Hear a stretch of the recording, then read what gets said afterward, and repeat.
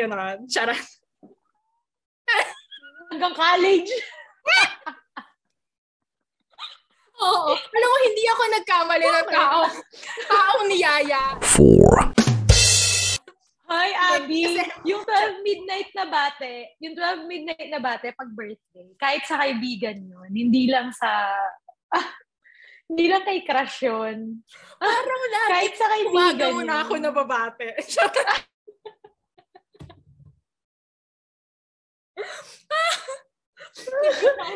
Sige, mas more on kay crush pala yun. 3. Umaga mo lang ako binabati, minsan nakakalimutan mo pang birthday ko. 2. For this content, parang the main intention is, of course, not just to look back on those kilig days, but also to reflect. Wow, may reflection. Wow, reflection pala. Parang, nung times na yun, parang what really matters most, or kung na-address ba natin na, diba, yung tinatawag na, you familiar with the, parang, diba sabi natin, emotional purity, the goal of guarding your heart in finding the real totga.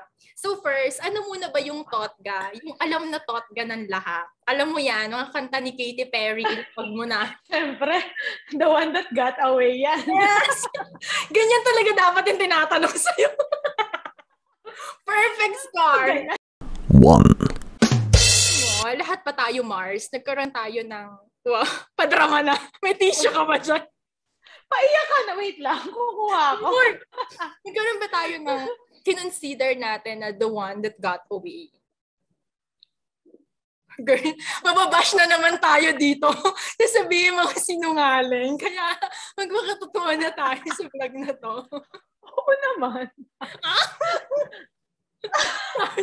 Siguro sabi mo, lagi na lang ako yung ginigisa ng ganito. Okay, bakit wala ka? Wala ka, Abby? Wala. Meron! Oh, diba? Yung the one that got away mo, Mars, siya din ba yung makukonsider mo? Humihina yung boses na first love mo. Mars, kaya mo to. Aawayin ko sino mo mag-assume sa posisyong yan. Oo nga. Siya din ba? Joke lang. Alam mo, baka mali yung nasa utak ko. Uy, baka naman galit. Baka naman taken ka this days, ha? Go.